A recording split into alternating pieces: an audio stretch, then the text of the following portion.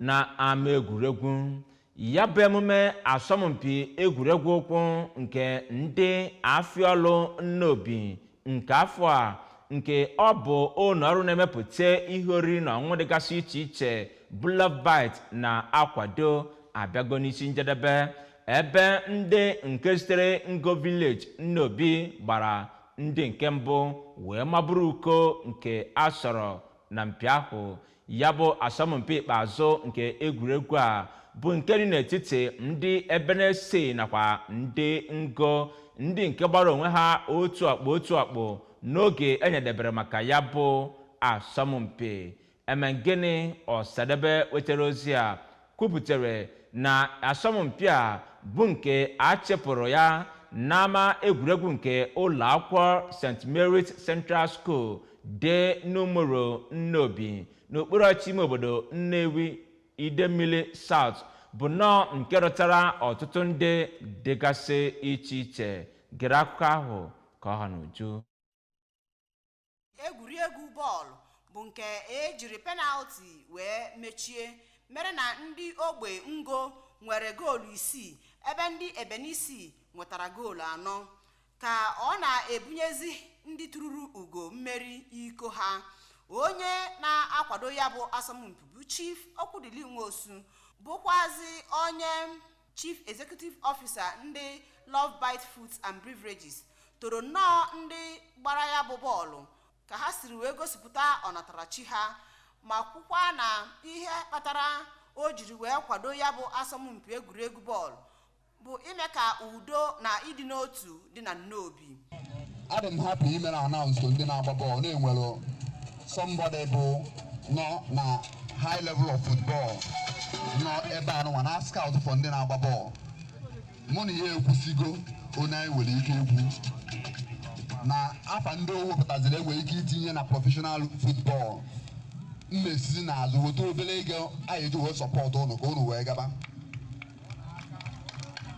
Onye ji ọkwa marketing manager na Love Bite Foods and Beverages bụ Maazị Chikezie Ọjị kọwara na ọ gbaala afọ 5 ụlọ ọrụ ha jiri wee na-akwado asọmpi egwuregwu bọọlụ Afia Nnobi, ma kọwakwa na ha ga-ejikwa ohere a wee chọpụta ndị na-eto eto n'egwuregwu bọọlụ na Nnobi.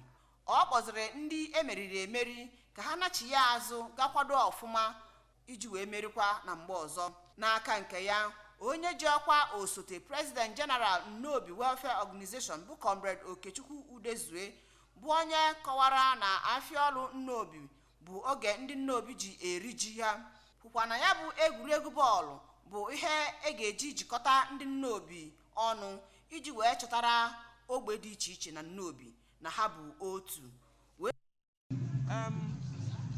Ife mmelụ na Nnobi bụ Afia Nnobi mere bụ Afia and onye na-sponsor Afia tournament abụ Love Bite Foods and Beverages.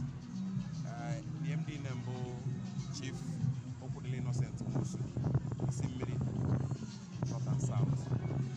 Ihe ọm na-eme bụ iji nweta enwe peace, unity and progress na Nnobi. Ọ ife eji ekpokọta Nnobi ọnụ.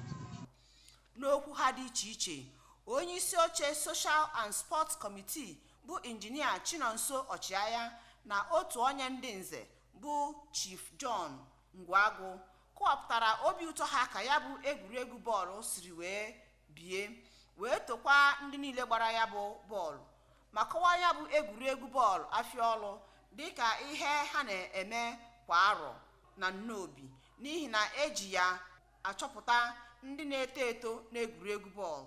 Ha kọwakwara mkpa udo na ịdị n'otu dị na Nnobi. Ihe pụtakarị ihe na ya bụ asọmpi bụ ịnyabe ihe n'olu nye ndị sọrọ ya bụ mpi, ebe onye na-akwado ya bụ egwuregwu bụ Chief Okwudili Nwosu bunyeziri ndị tururu ugo na ya bụ egwuregwu iko site na Nnobi, okpuru ọchịchị Idemmili South.